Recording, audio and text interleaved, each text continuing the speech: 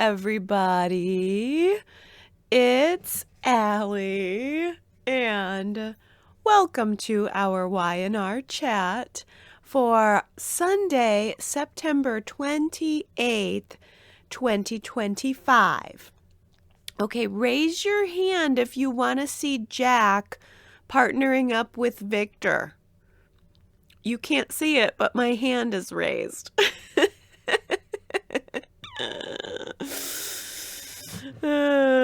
You can't see it because I'm sitting here in my pajamas because I'm sick, but I assure you, my hand is raised. Oh, but man, I'm having such a hard time keeping track of all of these alliances. I mean, Michael's in, then Michael's out, Billy's in, Billy's out, Phyllis has been in and out a couple of times. It's a lot to keep up with, and it seems to change, not even just weekly, but within the week. Well, this week, Victor wants to work with Kane to crush Jack, and then when that didn't work out, later in the week, it's revealed he might work with Jack to crush Kane. So it went from working with Kane to crush Jack to now possibly working with Jack to crush Kane. You just never know where anyone stands. And I'm starting to wonder if Nikki is right. What if there is no AI super weapon? What if Kane is just making the whole thing up so that he can watch everyone chase their tails? I mean, if that's the plan, then it is working beautifully. And I think that would be a beautiful poll question for us this week. Are there any other suspicious minds out there thinking that this AI superweapon doesn't even exist?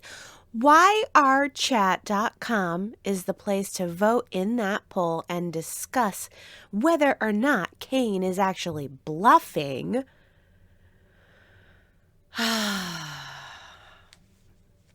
Victor stopped by the train this week to basically blackmail Kane, but he tried that a couple of weeks ago and Kane already turned it down. This was like the same thing we already saw a couple of weeks ago. I remember a scene at the ranch where Kane stopped by just to let Victor know he wasn't going to give in.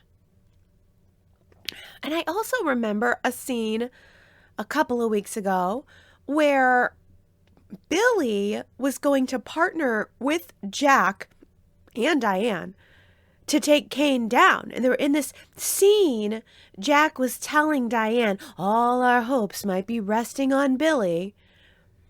And then Billy went rogue. Everything blew up with him.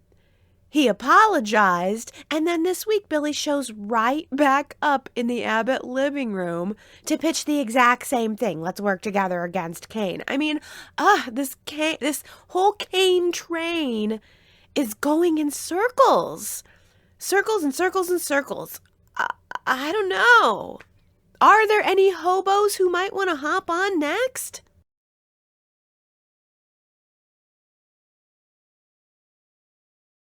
Michael sure went to a lot of trouble to convince Lauren to let him work for Kane, only to have Kane basically fire him by the end of the week. So he's no longer working for Victor by working for Kane. But does that mean he's still working for Victor? He's just cutting out the middleman? I mean, that's what he wants anyway. Ugh, my head is spinning. Michael, no matter how you slice it, though, is still setting himself up for trouble. I think he is almost guaranteed to have no ear nibbling anytime soon.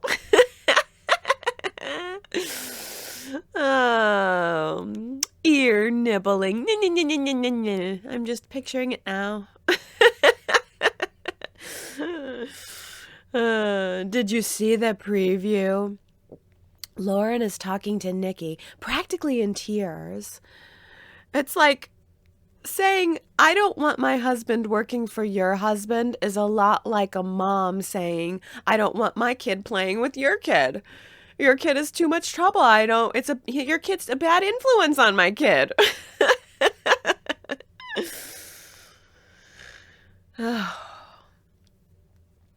Well, Michael set up this whole romantic evening with Lauren to try to smooth things over and to try to throw her off the scent of the fact that he is back working for Victor.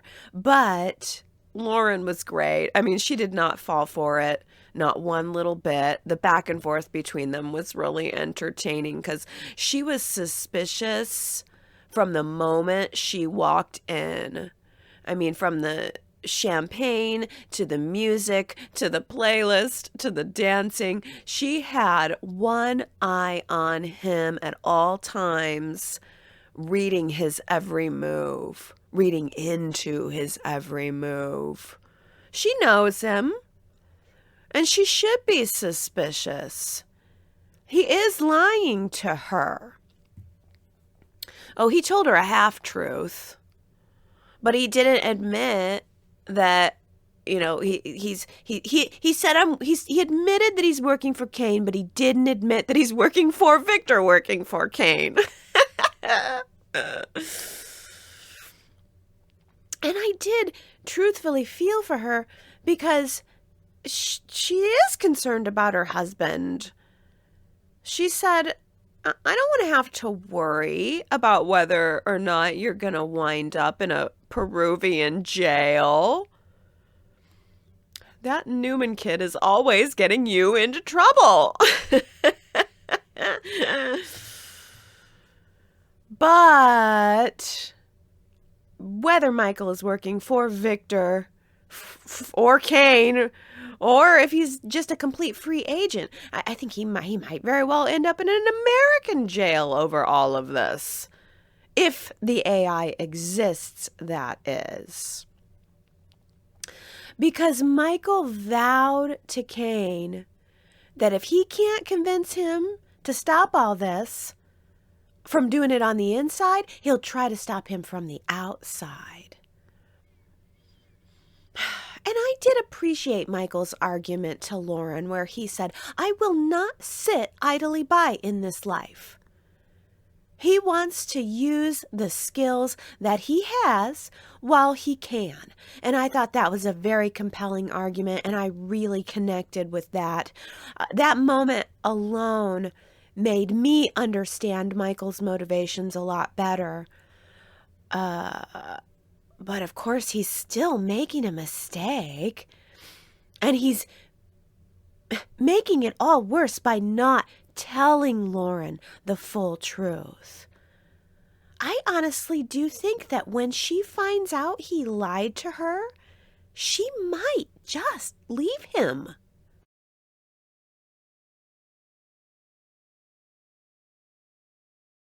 Speaking of mistakes, Sally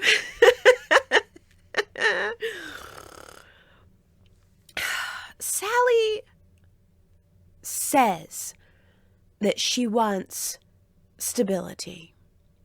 Sally says that she wants predictability. She wants a future that she can see and plan.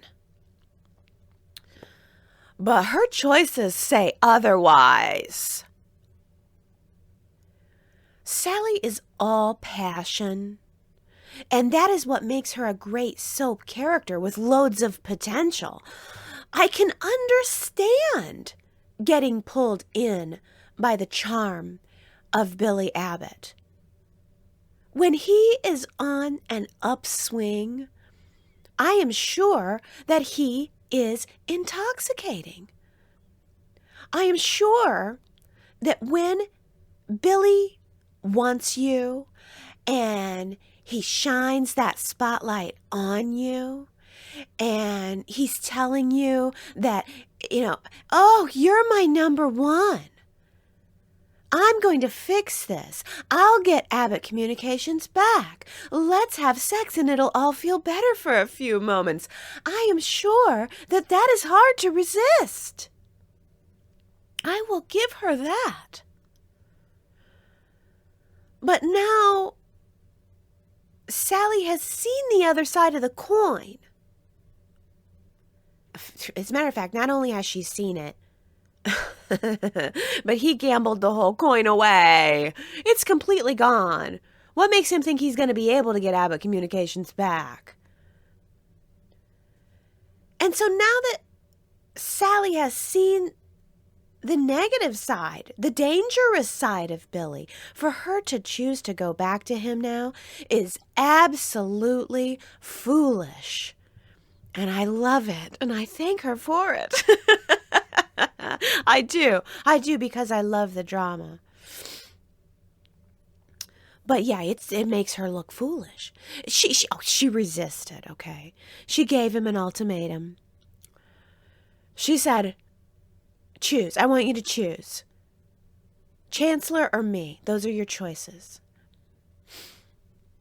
And he hesitated because the fact is, if Kane had welcomed him back on that train with open arms, let him in on the plan, he would have been all in. Right alongside Phyllis and Amanda and Michael. Billy would have been all in on it, and Sally would have been left in the dust. Well, instead, though, Kane said, no, you're not in. Go home. Move on. You just need to fix things with Sally and get your life together. But that's not what Billy did. He didn't do that. Billy went straight to Jack, looking for partnership in taking Kane down, looking for more revenge. Oh, the revenge plan that included me getting Chancellor back, that's off the table for now. But let's go ahead and fill that space by getting revenge on Kane instead, because someone has to pay. That's what he did. That's what his reasoning was. And in the end, the person who's going to pay is him and Sally. I just feel like Billy is saying with his lips, oh, Sally, you're number one. But the fact is, and his actions show, Sally is secondary. And I don't trust him for a second when he says he's done with the revenge. Not for a second. And I know you feel that way too. It's clear. He didn't just flip, change everything in an instant. And for someone who says she wants stability and predictability, Sally certainly chooses to surround herself with people who bring nothing but drama. Before Billy lured her back in, Sally was planning to start a new business with Audra. Another new business. Oh, okay. So you mean kind of like the business you had with Chloe before you dumped her to go work at Marchetti? And then dumped Marchetti to go work at Abbott Communications? And now you're going to dump Audra to go back to Billy again? Sweet.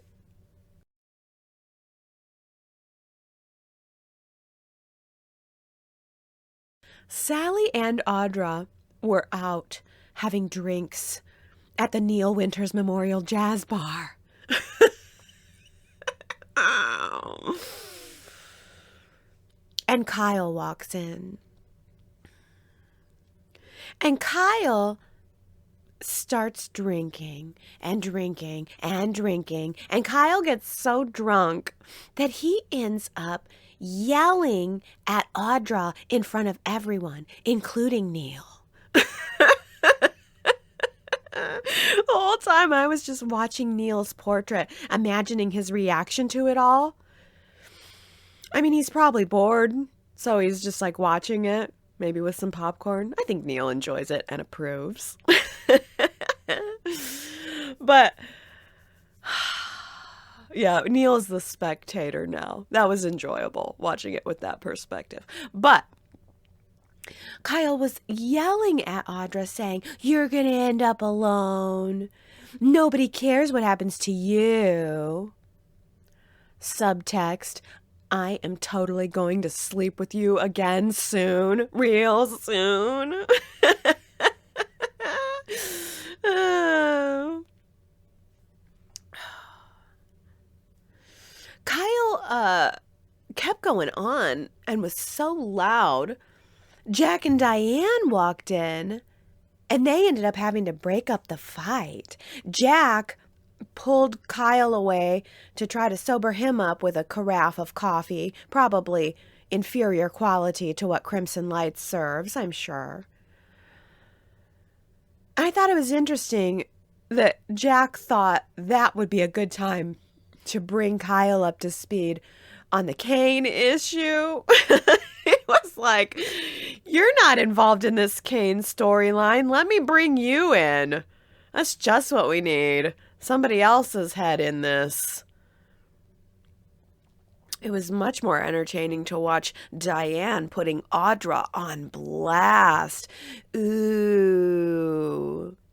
Yum, yum, yum, yum, yum. Diane versus Audra is yum, yum, yum, yum, yum. Because Diane used to be Audra in a way.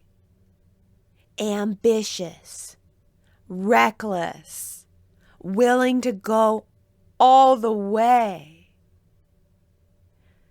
So Diane spots her game. I think she even said that. Game recognizes game. And Audra just doesn't care. I mean, that's not going to stop her one little bit. She was showing tiny little signs of remorse this week, but any of that went out the window after Kyle blasted her. So I'm really looking forward to how much it's really going to sting when Diane finds out about Kyle and Audra sleeping together soon. I'm really going to enjoy Diane walking in on them making out one day.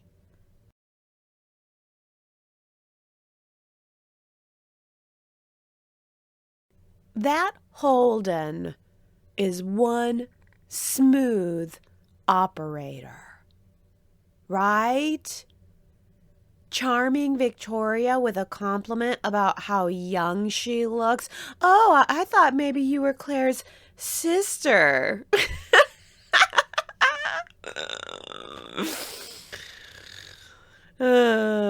Victoria must really be grieving deep if she's going to fall for that.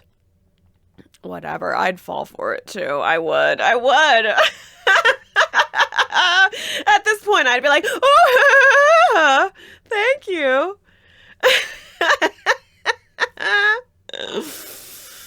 He's so attractive. But I mean, from Victoria's perspective, like for all the conversations that Victoria has been having with Kyle lately, and for all of Victoria's life experience, she should see through Holden's stank a mile away. I'm kind of shocked that she was charmed by him. She should hate him. She knows everything. Claire has told her everything. She should hate him. But she was charmed because apparently everyone is. Most of all, Claire.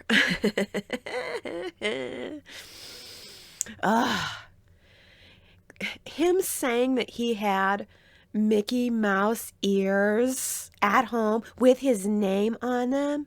I mean, you know that was music to Claire's ears.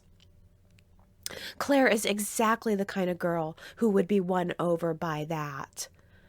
You know, "Oh, he's harmless. He has Mickey Mouse ears. Oh, he has that side to him."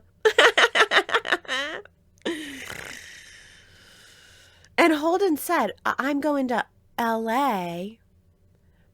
So why don't you come with me and we'll go to Disneyland?" Which is fun because I don't know Disneyland Or is it Disney World? No, it's Disneyland. I don't know anything about the Disneylands worlds, the worldlands. I don't know anything about Disney really. But I'm imagining them on the roller coaster. We did a roller coaster, didn't we? Summer and Chance went on a roller coaster, so I'm imagining that. And she was tempted to say yes. Yeah, Claire finally broke down and told Victoria this week that Holden has gotten under her skin. And I am not going to lie, I was so happy to finally hear that. Because I want Kyle and Claire to be together. But I want Claire to be honest with herself more. And if Claire needs to go sow some wild oats in order to, get in touch with herself and be honest with herself and do it, then I'm just all for it. In fact, I think it's a good thing.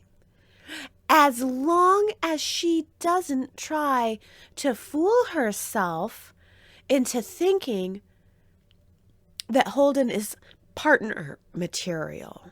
I mean, Kyle's hardly partner material. Holden certainly isn't. But Claire admitted to Victoria that she loves Kyle. Yet after everything that's happened, she's finding herself intentionally pushing him away. The butterflies are gone, the newness has worn off. Claire has been through the ringer of love, and it spit her out right at Holden's feet.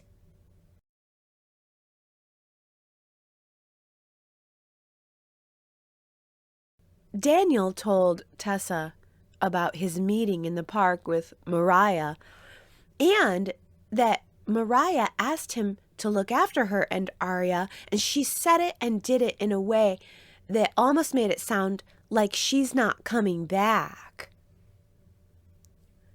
So, I don't know, is there something going on behind the scenes that I just don't know about?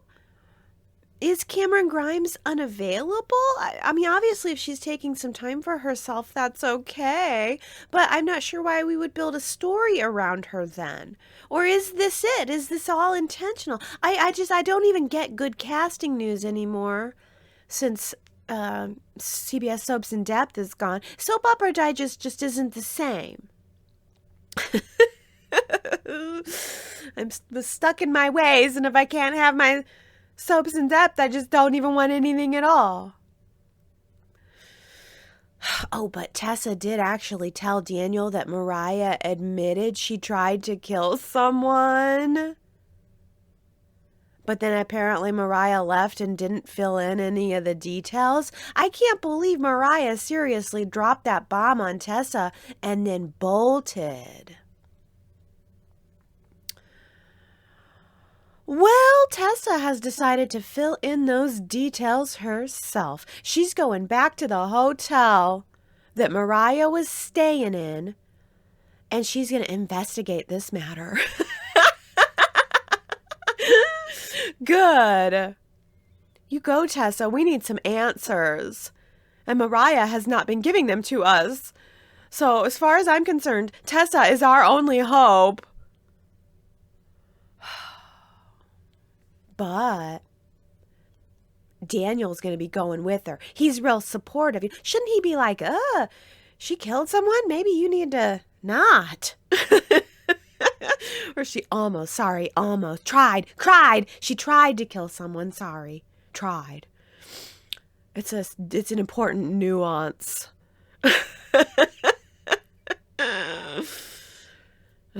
But so, okay, what does that mean that Daniel's going with her?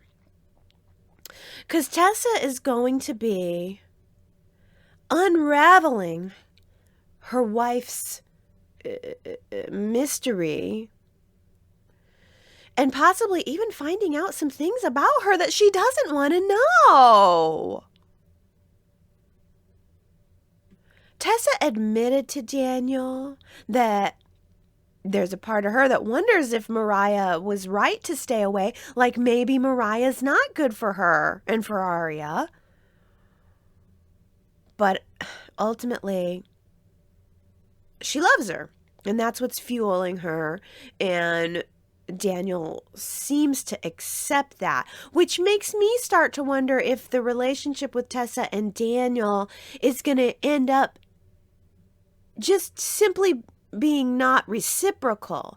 Like, we know Daniel's falling in love with Tessa, but Tessa is still in love with Mariah, and in retrospect, she hasn't given us any clear indication that she has feelings for him, too.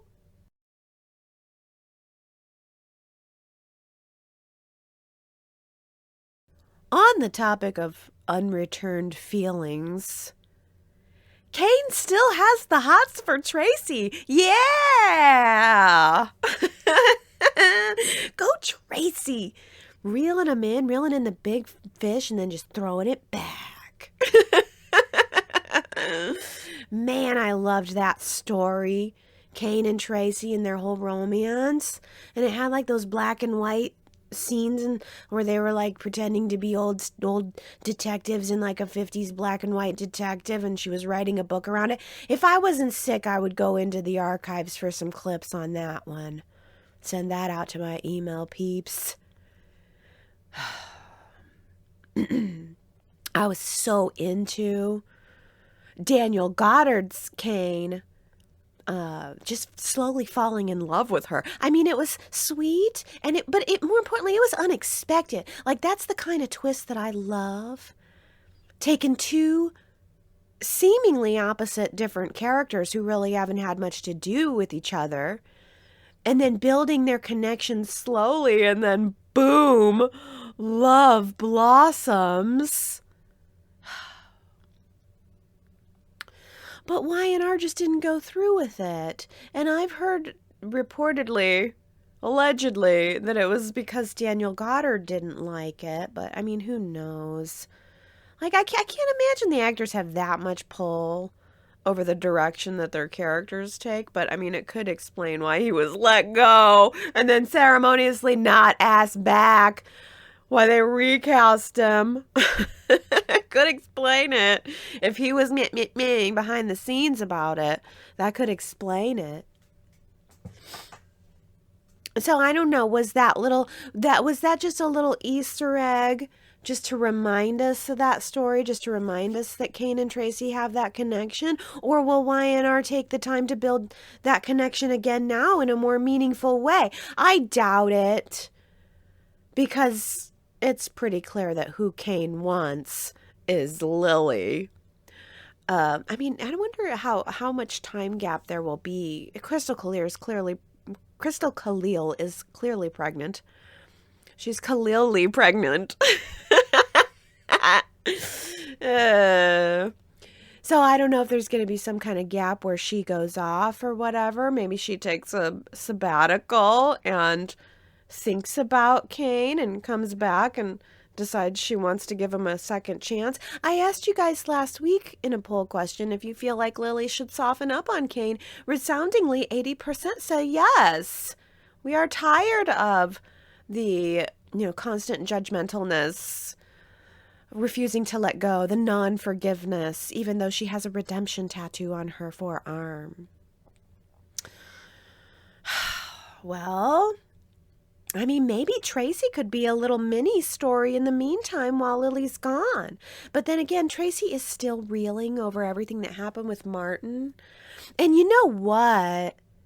That scene at Society with Phyllis at the bar was actually really great and tender and unexpected. Phyllis was asking Traci if she ever still thinks of Martin. And both of them admitted that they still have nightmares about it all. And Traci has been telling everyone that she's working with a therapist who's helping her see that none of it was her fault. Yes. That was amazing. You know what would be more amazing? If Traci and Amy could actually meet up. Please, please, Y&R. Stop telling us that Traci and Amy are having scenes together and then not showing us those scenes together.